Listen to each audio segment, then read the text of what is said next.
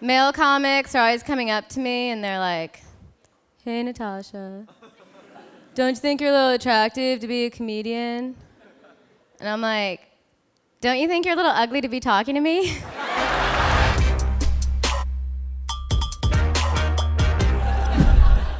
By the way, I would rather walk in on my boyfriend jerking off while hanging himself than have him have one of those Call of Duty headsets on.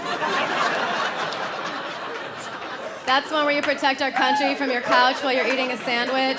I saw you nod your head, sir. How many hours a day? 6. How old are you? 40? When Napoleon was your age, he'd conquered half of Europe. So it's just something to think about.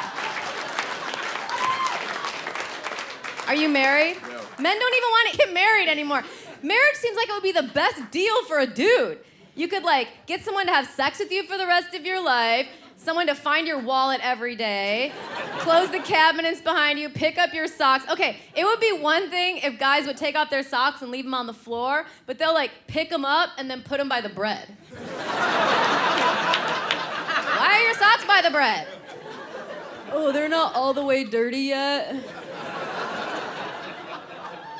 I mean, I could see 100 years ago, because you see these TV shows now and movies and women are like, "I'm 31, I have to get married." I don't understand, what is the point? There's no point to a man. 100 years ago, I got it. You had to get married. They wouldn't let women vote, they wouldn't let us read. They would tell women if they read a college-level book, it would shrink their ovaries. Your dad would give some guys some land and some cows, and you could just relax. And if you wanted a dress or something, you wouldn't get a job. You would just twist your dimples and talk to your husband and act like a baby. "Please, Mr. Sweetie, buy me a dress." And then if he didn't give you what you wanted, you would just faint. They had couches made just for fainting. If you didn't get what you wanted, you would just get the vapors and pass out. Now we all have to work. All these dudes, no one wants to grow up. There's these hipsters, so many hipsters in LA. You know these guys, they'll be 40 years old, wearing a flamingo onesie, and carrying around an old-fashioned typewriter. They got a monocle, just looking for pussy. They're calculated bros. Sorry if I'm calling you out, guys, but it's they've all figured out girls don't want to fuck Pauly D. They want to fuck someone who looks like David Koresh.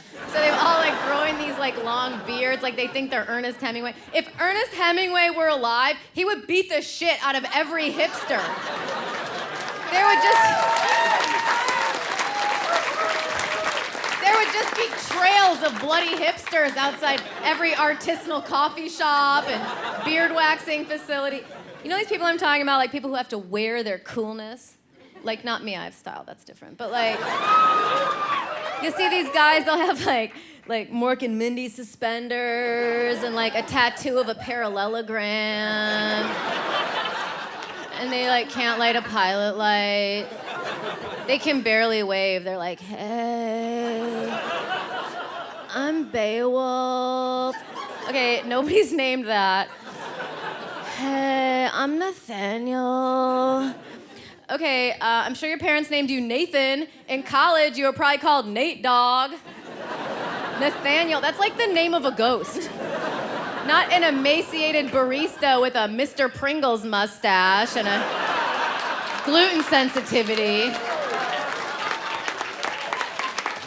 Why do only hipsters get gluten allergies? Are they activated by American Apparel purchases? I just broke up with a guy. It's hard though, girls, when you have to be the one that says it.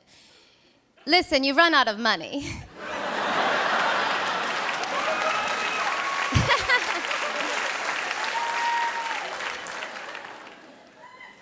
I have all these feminist friends and they're like, "Natasha, how can you just let men buy you things?" And I'm like, "Obviously, you have no idea what it's like to be pretty."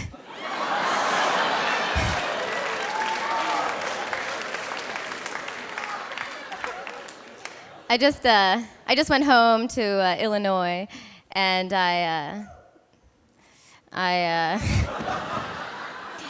asked my family, Are you guys planning on talking in those accents the whole time I'm home? And my mother said, you used to talk like that too, Tasha. And I said, yes, but you see, I've reinvented myself. Do you have any idea who I think I am? Is there a screening process to get a job at Rite Aid? Has anyone been to one of these? I was there. It was this woman's job to collect the baskets. I want to show you how she was doing it.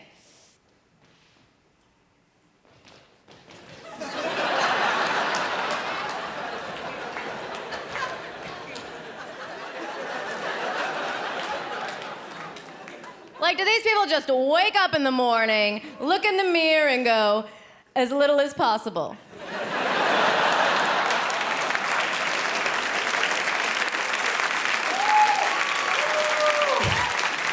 And then I'm waiting in line to pay behind this mother-daughter cowgirl team, and they don't have enough money, so they realize they have to put something back. So the mom's like, you put your book back. Shall I put my book back? You put your book back. Why should I put my book back? You put your book back. Finally, I just felt like helping them. I was like, ladies, In Touch Weekly's not a book.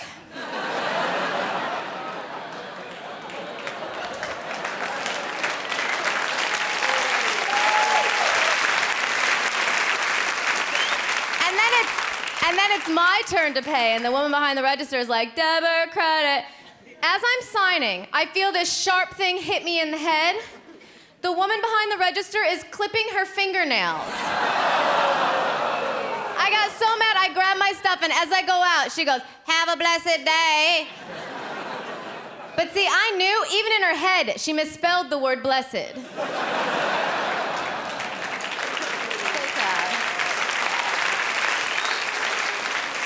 Did you know they have home paternity tests now at Rite Aid? Not pregnancy tests, paternity tests. So you can go down the aisle, you know, you and your kid, let's get some toilet paper, you want an ice cream cone? You know, while we're at it, why don't we see who your daddy is? It's all in aisle 4. So my boyfriend, I have to tell you this story. So my boyfriend really wanted me to meet, is this the Burning Man table right here? So my boyfriend really wanted me to meet his friend. He's like, we go to Burning Man together every year. You know, she's so awesome. Turns out she's one of those girls who's like really awesome to men and then a total bitch to women. And so let me just set the stage. So she's this white chick, red dreadlocks. We're in Austin. I'm talking to her. Okay, first of all, she has a tattoo of angel wings on her breastplate. Okay, wrong side.